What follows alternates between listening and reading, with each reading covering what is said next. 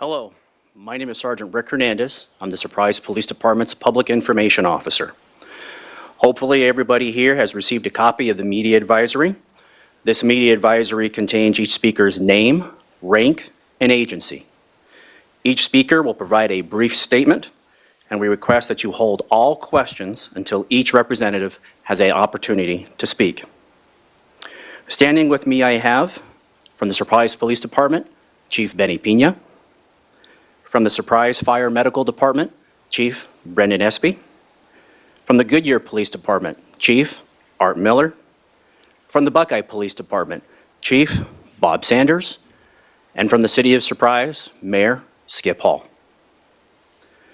We brought everybody together today to discuss an incident that occurred on May 17th when officers from the Surprise Police Department responded to a private residence after a 911 call was received about a woman and infant being held hostage.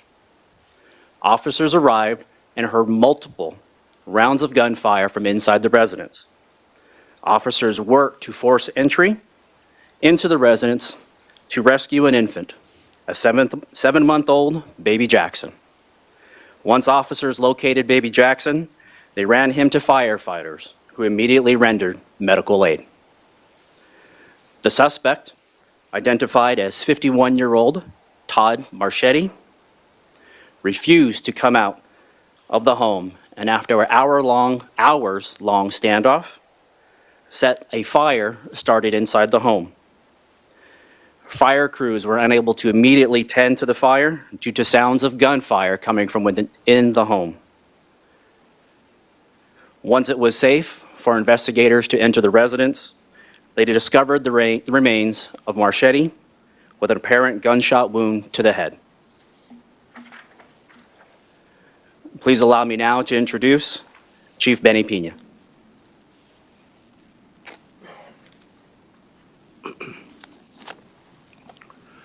Good afternoon. I just have a few things that I want to cover today.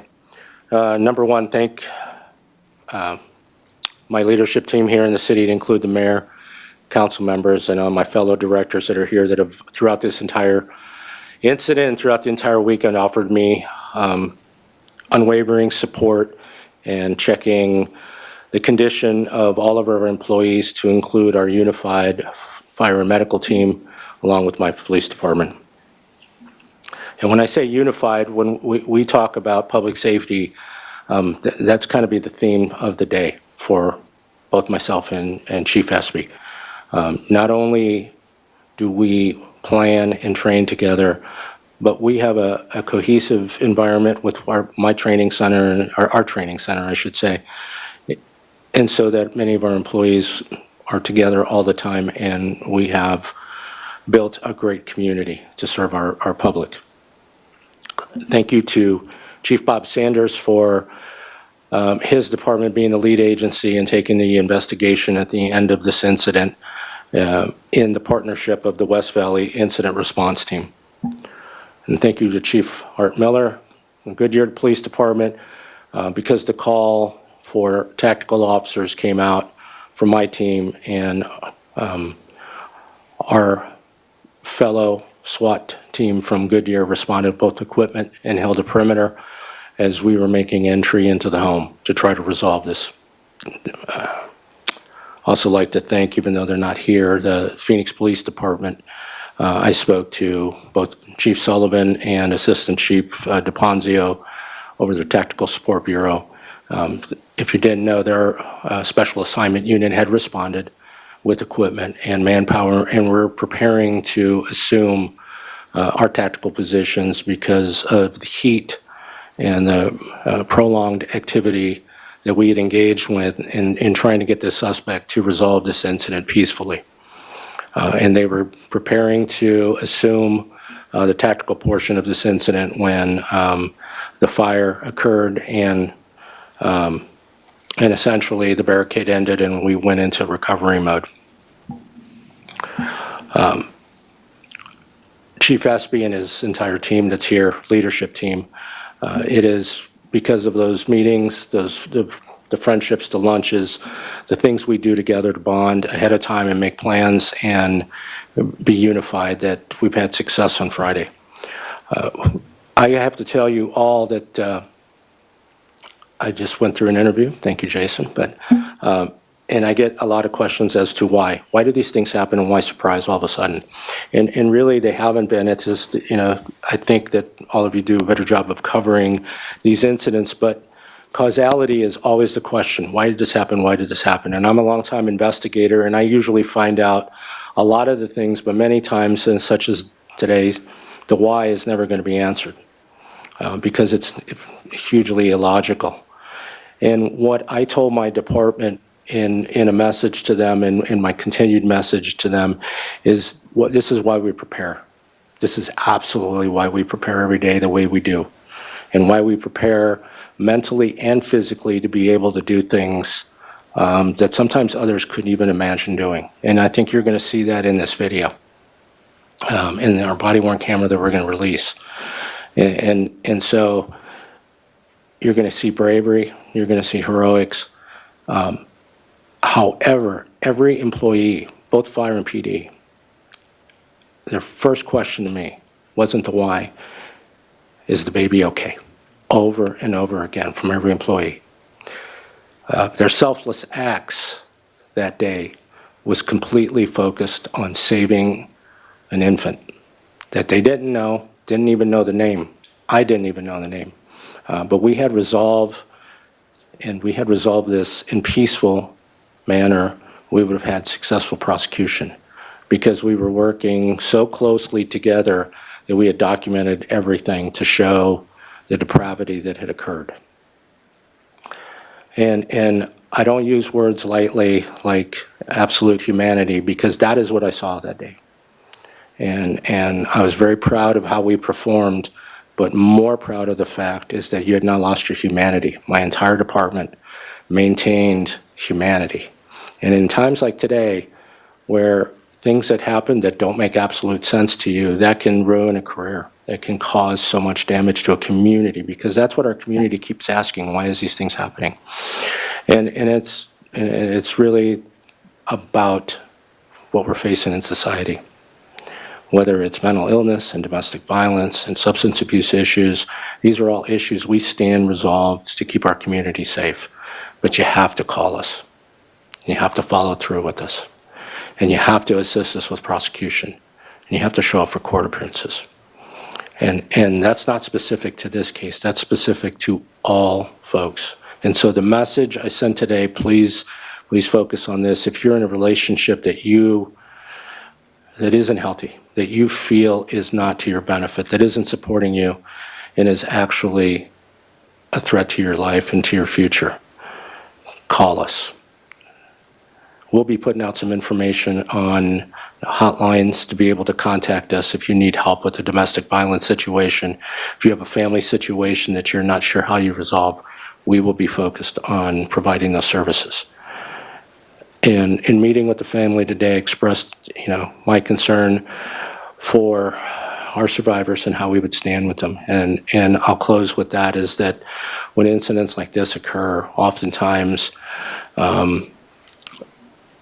all of the uproar will die down, the attention will die down, but our resolve to assist your family in recovery is forever. And so the same as I tell our recruit families, we're together now. You're part of the family, because we've gone through something together.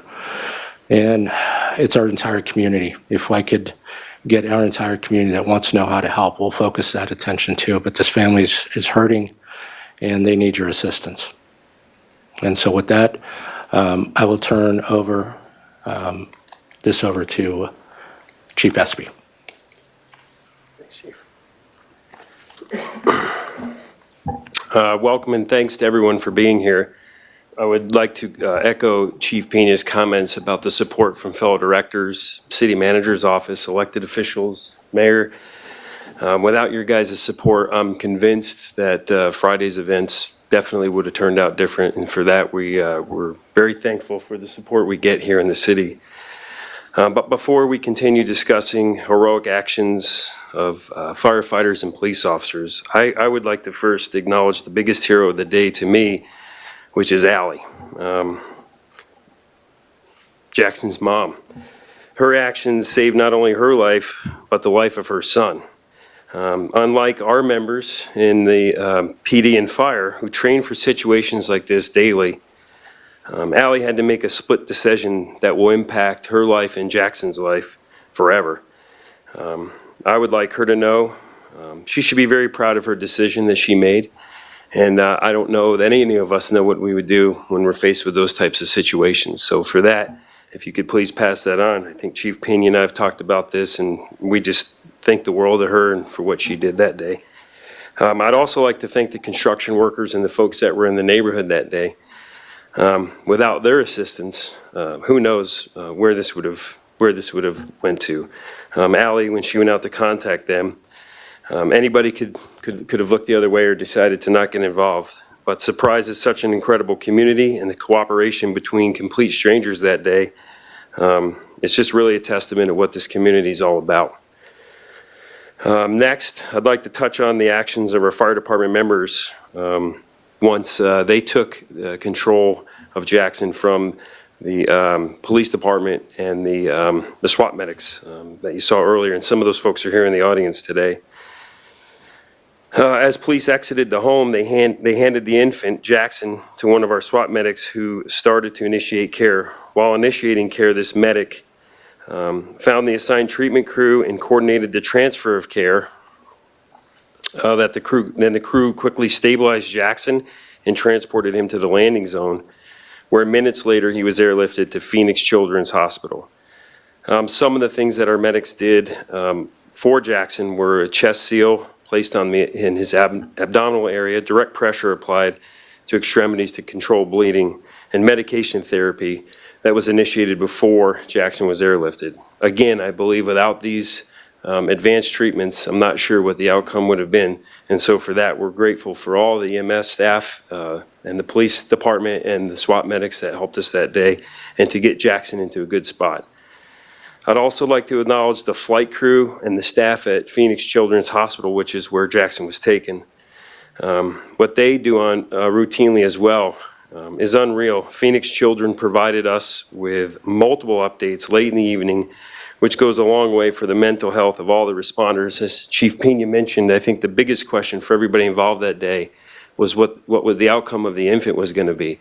And so thanks to Phoenix Children's and everybody down there for keeping us up to date with that. We're very thankful for our partnerships with them and their willingness to provide us with ongoing updates. And as far as the firefight goes, as Chief Pena mentioned, unfortunately, with an unsecured scene, the fire department was not able to make an immediate attack on the fire. The decision was made to initially protect the house to the east,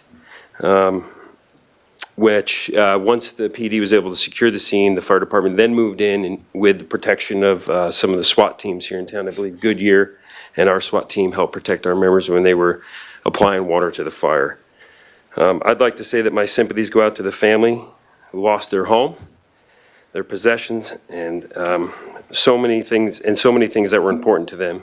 My gratitude goes out to our police officers, firefighters, and the entire team that came together to ensure we didn't lose baby Jackson. It was everybody's efforts that saved a life on Friday, and I'm deeply thankful to all the first responders who worked tirelessly for that outcome. Thank you, that's all I have. Thank you, Chief Pena. Thank you, Chief Espie. At this time, folks, right now, we're going to transition a little bit. Please understand that this is still an ongoing investigation, but we worked very, very closely with the investigators to be able to release a portion of the response that our initial officers had. As I said, this is an ongoing investigation, so there's some components of this that we are unable to release, but I will set the stage for you somewhat. So our patrol officers are always going to be our first responders to any particular incident. When the video starts, you are going to see the patrol response, and you will hear what will happen that will elicit additional resources and response. We are very, very lucky in the city of Surprise. We are equipped with the resources to quickly respond, and we have the training to quickly respond to a number of situations. You will see then when the resources got there, just exactly what the officers faced as they entered the home to rescue baby Jackson. So at this time, I'll ask you to turn to the monitors, and you'll be able to see the video.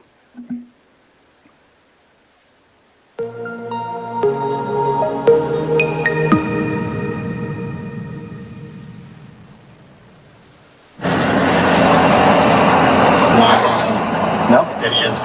Hold on.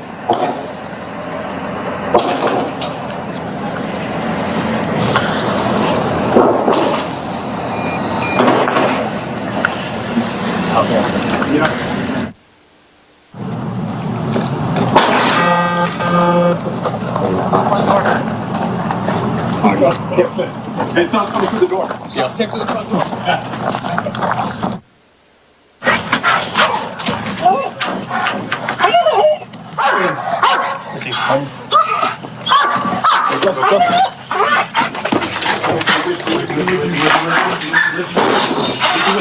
Get up, get up, get up. You guys slow. One off our vehicle, guys. We got him inside. He's taking the kitchen. We think he's in the 1-4 corner bedroom in the 50-bed kitchen. Like you can be advised, he's inside.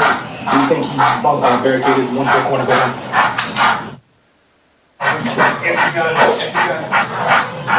Baby. Go, go, go, go, go. Hold. Watch out, watch out. Outside, outside, outside. Go, go, go. With the car. Empty gun. Empty gun. Baby, get the baby. Get the baby. Get the baby. Get the baby. Get the baby. Get the baby. Go. Get the baby. Get the baby. Go. Back out. Back out. We got the baby. We got the baby. Jackpot. We got the baby.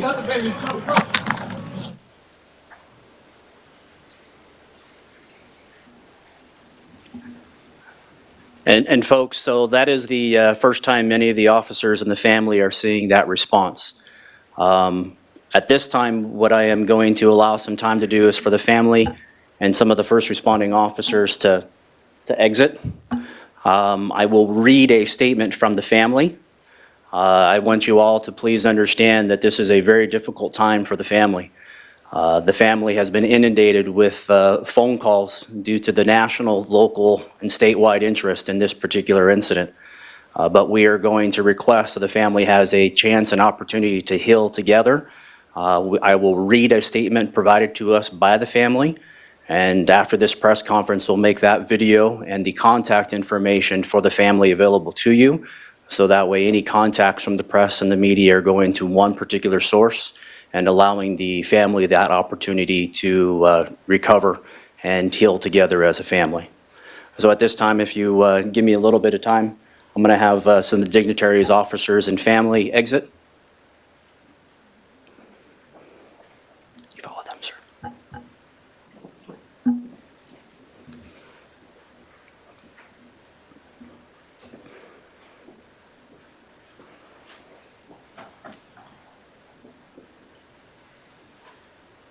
And so again, this is a written statement provided by the family of baby Jackson.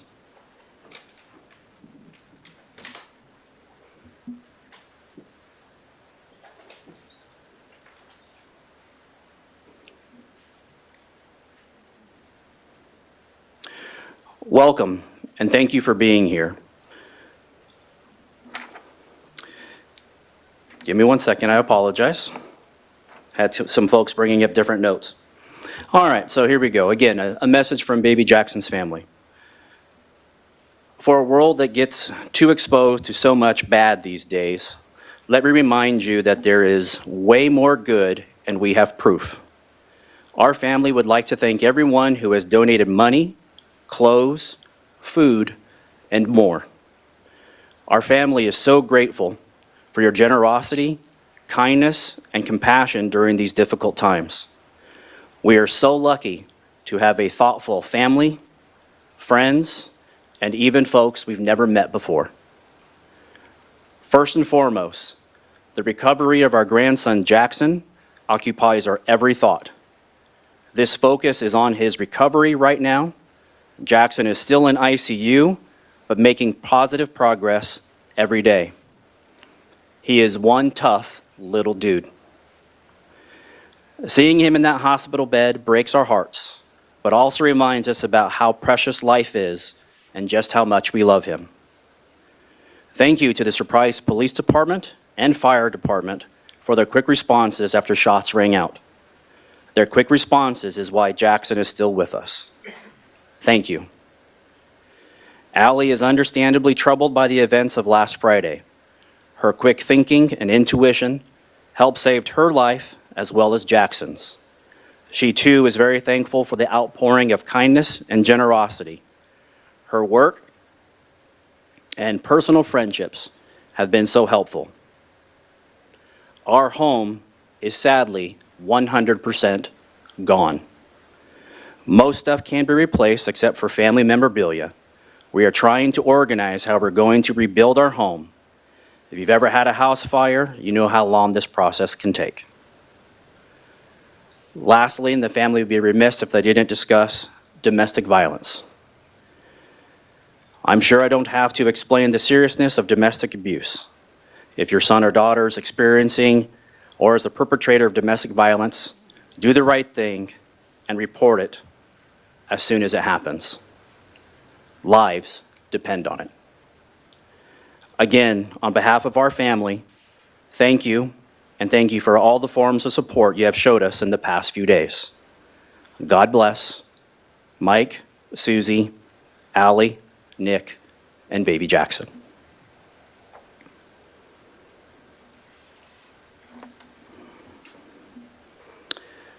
So with that, folks, I will open the floor up and open for questions. Again, hopefully everybody received a copy of the media advisory. This advisory will contain the names, rank, and spelling of each member in each agency. We're going to ask for a couple little house rules. We do have some folks from our communications teams here available to assist us. So if you raise your hand, a communications member will come to you with the microphone so everybody can hear questions so we don't have too many repeats. So with that, we'll open it up for questions.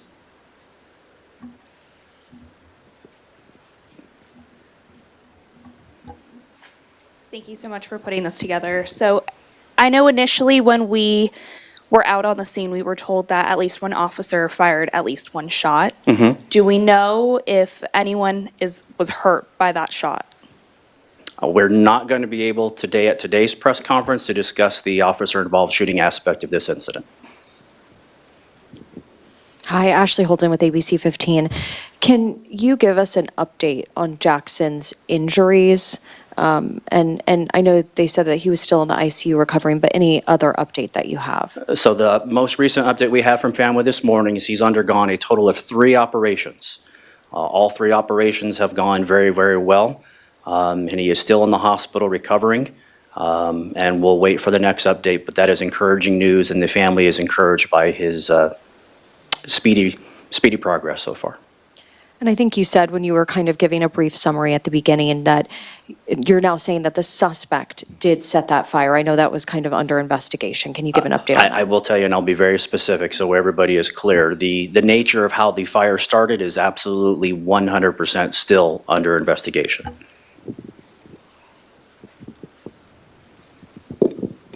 Was there anybody from your department in the house when the fire started? No, there was not.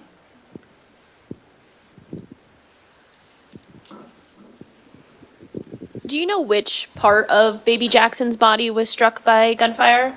So what we'll tell you is it was lower extremities. Some of his limbs were struck, if we want to be a little bit more specific, but we're not going to try to help rehash exactly the nature of the injuries for the child. The most important point for us is that the child was able to get contacted, rescued in time to give him and his family that opportunity for him to recover and get medical treatment. And do you know about how long between him being shot to officers being able to rescue him, about how long that was? So because it was only him and Marchetti inside that residence, there's no way of being able to tell with a degree of certainty how long he was injured.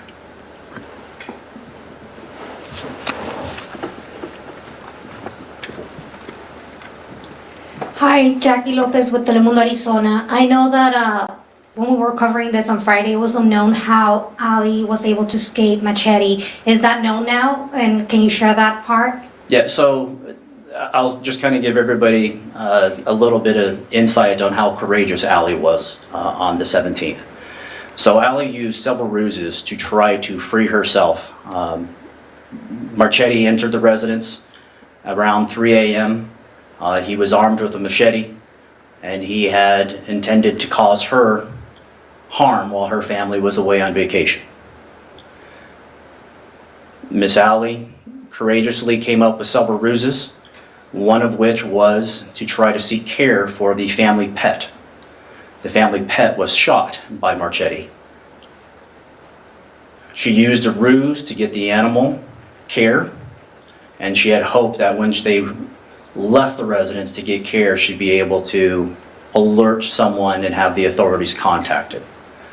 That opportunity did not present itself to her. I can tell you, because it has been reported by a couple outlets, that yes, the dog was taken to a vet.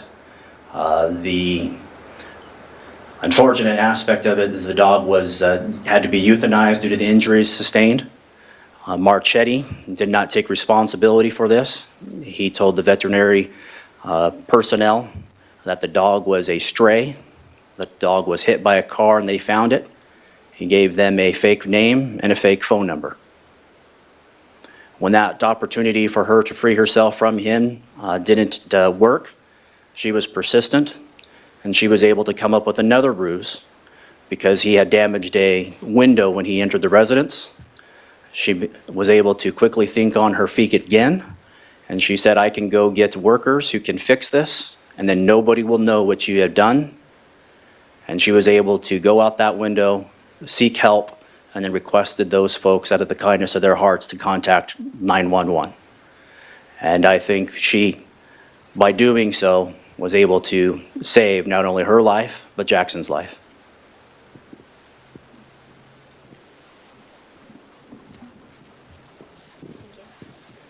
Are you able to say which part of the house you found Marchetti in? So, you all have just seen that video. He was located when he was found. Now, this was a very long, hours-long process. He was found in what would be a closet just past where the officers located baby Jackson. And was that a bedroom? Are you able to say? It's difficult to say. It's a bedroom closet entry. And then also, whether your department or other departments around the state, has there been previous calls between these two or pertaining to these two in the past? So when we talked on Friday, we discussed a previous domestic violence related issue here in the city of Surprise. I don't think it's a secret. The home and community that this incident occurred in is brand new. There's only a handful of occupied homes on that particular block, with many of them under construction. We do not have a lot of history with Marchetti here in the city of Surprise. That previous incident that we referenced on May 17th that had happened prior was reported by family members. The reports were of some threatening and harassing behavior and was assigned to detectives. That assignment to detectives is the status of the case when the incident on May 17th occurred.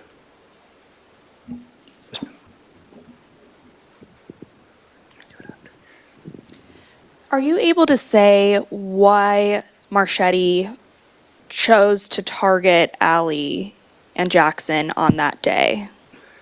So again, with the nature of how this incident resolved itself, we're not able to speak to him. We can only kind of draw inferences about his behavior. What I will tell everybody here in this room is this is domestic violence. Domestic violence is about power and control. I would say that this was most likely about power and control. She had left him. She was trying to make a better life for herself and her child. And he was trying to exude power and control over her once again when her family was out of the state on vacation. I know you had previously mentioned, a situation of domestic violence.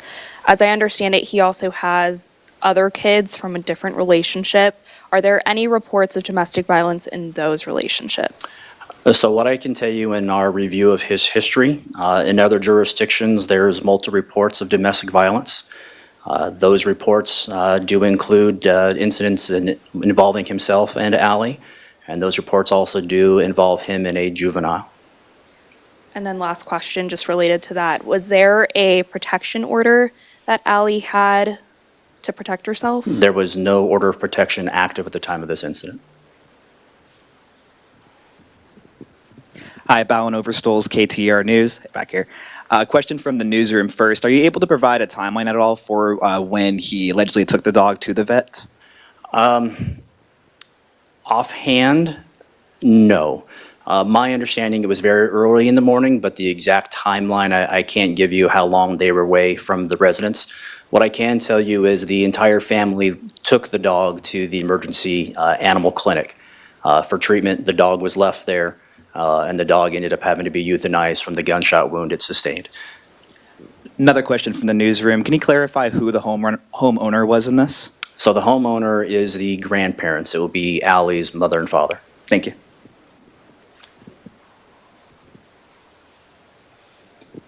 I may have missed this, but can you tell us how many times Jackson was shot?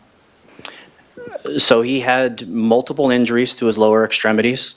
I will be very honest with you. We have heard varying numbers because we are talking about a very, very dear little precious child. So it is very difficult to give an exact number, but he had numerous injuries to his lower extremities. Lauren Clark here with Channel 10. Thank you so much for doing this press conference. Can you talk a little bit about the emotional toll this has on officers when it comes to such a young infant being injured in this crime? Thank you, Lauren. I think when we all just watch that body-worn camera footage, you can hear the reaction from the officers. They were not receiving any stimulus when they went inside. The only time they said that they weren't hearing gunfire during this incident is when they made entry. And you can hear when they were going, there was no cries from baby Jackson. Baby Jackson's family has told us that that baby does not cry. And I believe wholeheartedly that if there was a cry, officers would have went right to him. But they saw that there was an empty handgun when they went to go to baby Jackson's area, leading to the area where Marchetti was found and located. And I believe 100% in my heart that baby Jackson called out to those officers, telling him where they were. And that allowed them to get him to safety and get him to care and get him on the path to recovery.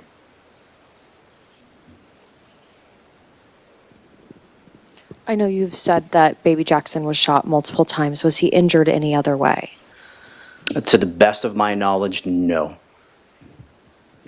Was there any contact between police and the suspect as well, through walls or shouting or anything? So we had negotiators attempting to make contact multiple times for several hours, and there was never any positive contact via telephone. We did see movement that was reported multiple times, and throughout the time when he was refusing to exit the residence peacefully, we were hearing gunfire, and that included when the house was on fire. We were still hearing gunfire.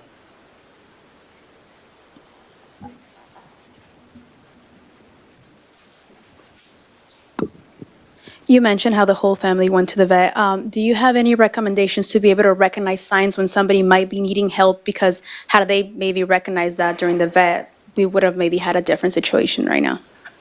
So I can tell you, the family reached out multiple times.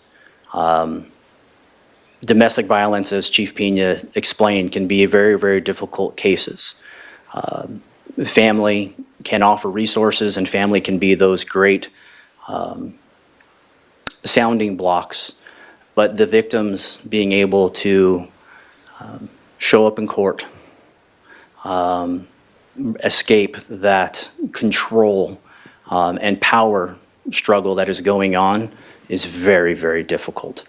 The best thing I can tell folks is you know your family, you know your loved ones, and when you're seeing those differences and changes of behavior, you try to get them help, and you be as supportive as you can and encourage them either to leave a toxic relationship, leave an unhealthy relationship, or if then there is actual domestic violence, there is physical abuse, there is emotional abuse, there's threats, harassing, stalking, contact your local authorities. In the time that Machete broke into the home and had them both hostage, did the family try to communicate with her, and did they find it odd if she was not able to? Did any of them call the police or somebody to check in on them? Unfortunately, I believe, and again, I can't speak for Marchetti, we don't have an interview. We can only believe he was aware that the family was going to be out of state and unavailable to assist. And with that, I think it provided him that opportunity to re-victimize our victim. Going back to those recommendations that I was asking, what about for the situation where she went into the vet and people that were working there? What are some signs that, maybe you can see that somebody's in distress, maybe in trouble, that you can pick up and contact the police to help them? That one's very difficult because I wasn't there. We don't have a good context of how that interaction played out at the vet clinic. I'm sure those folks, they love and care for animals just as much as they love and care for humans. They had a very severely distressed and injured animal. I'm sure that was probably where their focus was, which probably didn't allow them to pick up on some of those indicators that there was something going on. Something that we'll just kind of let everybody know. The city of Surprise, it's a safe community. As the family has talked about, there's been an outpouring of care and concern for this family, offering resources. Our community cares for a lot of folks. And we have a great community that usually will stand up, speak up, and it has helped us in law enforcement quite a bit. But I just want to encourage everybody, and I don't want to get a number wrong. So if you or someone you know is struggling with domestic violence, and that is going to happen to just about anybody, anywhere, through any walk of life, domestic violence can touch you, please contact your local police department or the National Domestic Violence Hotline, which is 1-800-799-SAFE. Again, that number is 1-800-799-SAFE. There's mention of Marchetti having a machete and an empty handgun outside of the room. Do we know in total how many more weapons he had? I know it mentioned that he died to a self-inflicted gunshot wound, so that would be 3 weapons so far. Do we know how many weapons there were in total? We do not. All right. With that, I encourage everybody to, like I said, follow us on social media for any updates. As we conclude this press conference here, any further updates are going to be coming from the Buckeye Police Department as part of the Westvert OIS protocols. We will reach out to folks to get you a copy of the video that you had seen today, and we will be providing you GoFundMes, and that is something that we really encourage our families and our community to do, is help support these families. There is only 2 approved GoFundMes by the families to assist them through this. So we will make sure that you guys have both of those so you can share those with your followers and viewers. Thank you.